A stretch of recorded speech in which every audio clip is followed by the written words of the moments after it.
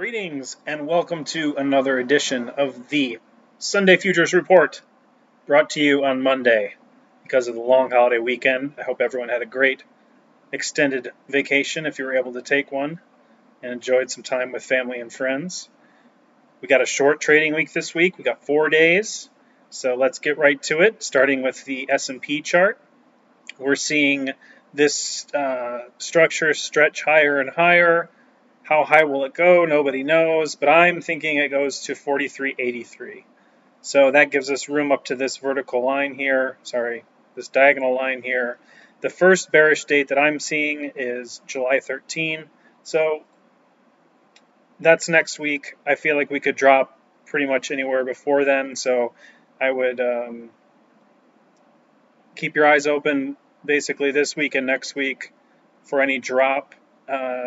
Because we've moved up higher and higher, the downside has stretched into early August. So originally I was thinking the first 2 weeks of July, and now I've got this downside lasting until potentially the end of July.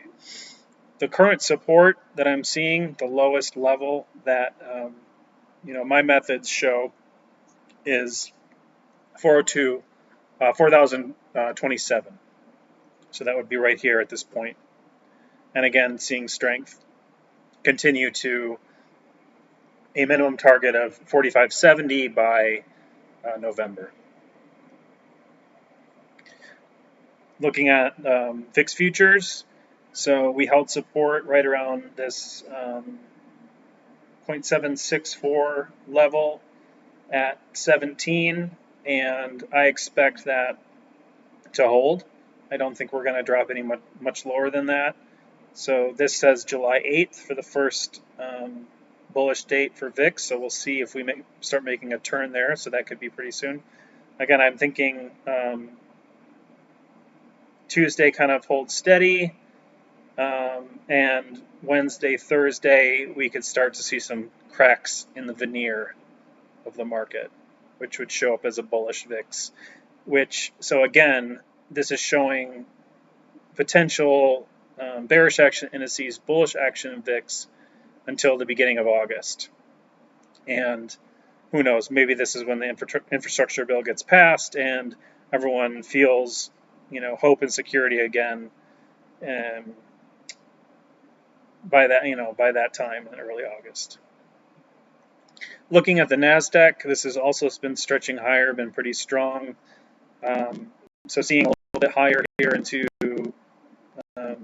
tomorrow, maybe even Wednesday.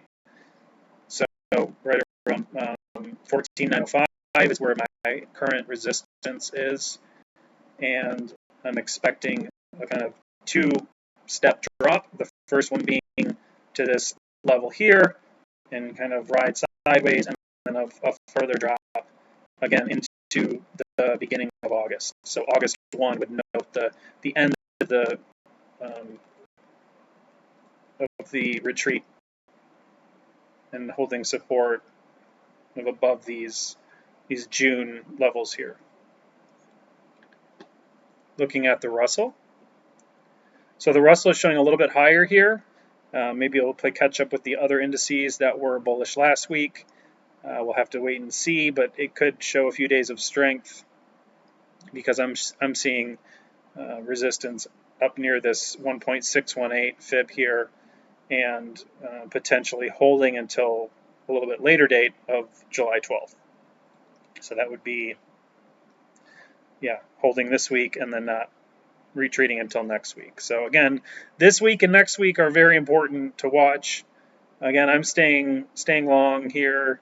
I think that whatever retrace we get into August will hold. And again, this is showing higher levels, much higher levels for the small caps in the month of August, which is a little bit different than the timing structure of the S&P and the NASDAQ. This is showing strength earlier, whereas the others kind of holding up till November. So maybe switching allocations here for me personally.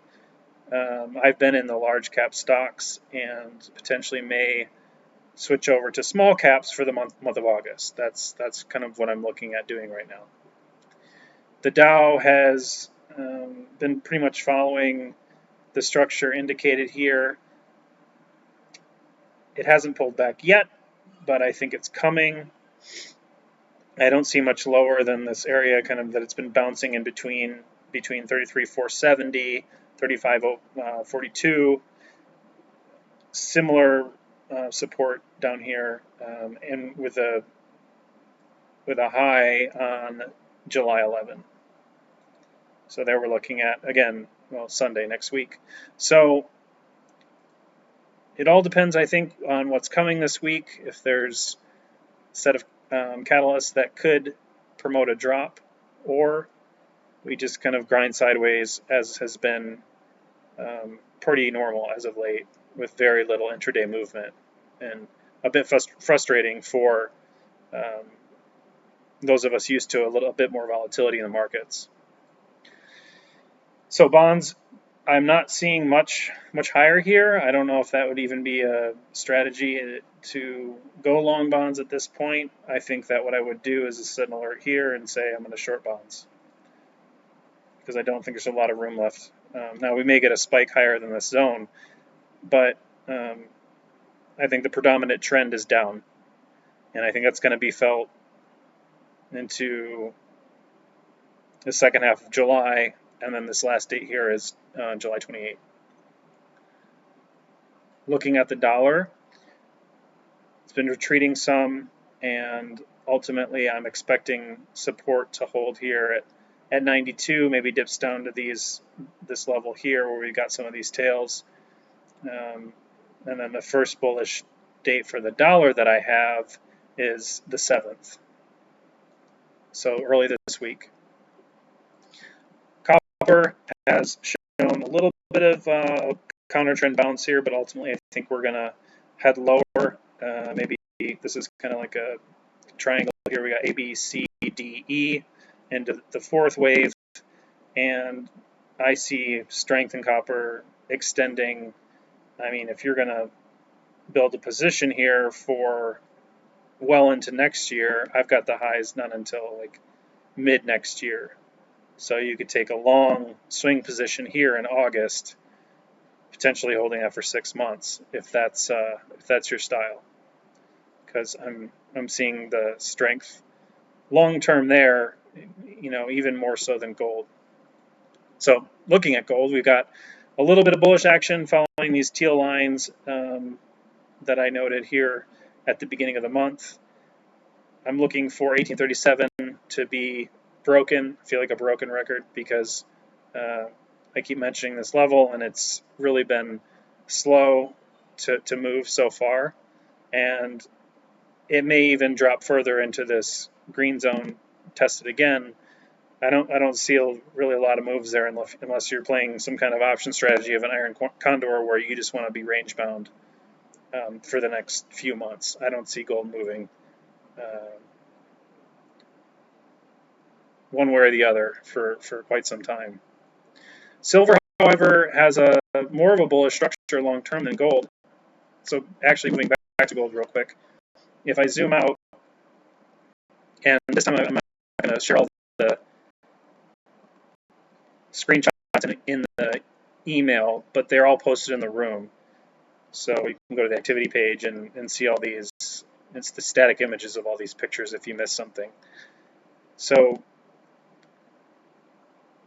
I'm really not expecting gold to breach the high, whereas I think that silver is headed to new highs here, and may closer resemble the structure of copper headed into March and April of 2022. So I think this green zone is pretty much held. I doubt it gets tagged again. I would look to basically some sideways movement here until August, and would be bullish kind of August, September for silver. Slight chance of a drop here in October, November timeframe. But then my predominant strategy would be to be long silver at the peak in equities. So that's when I think that we're going to see a divergence in where you're gonna actually see an increased correlation or inverse correlation between equities and metals, particularly in silver. Moving to the energy charts, oil has continued to be strong. I think it's moving up to this 1.618 Fibonacci extension at 78.16. So that would sum up with the energy stocks, the small caps sort of view, and the retrace I'm looking to hold 73.57. I don't think that we're going to get much of a retrace in either the energy stocks or oil. They're going to remain kind of hold their value a bit more than indices from what I'm seeing. And then finally, moving on to natural gas, it has continued its strength, and move up my alert here. So essentially, if we do get a dip, I will know. And same target there of 4 by the end of August. So it may start to grind a little bit more sideways, and continued strength expected. I'm seeing it also in the natural gas distribution stocks, which remain strong. I've got a couple new picks to show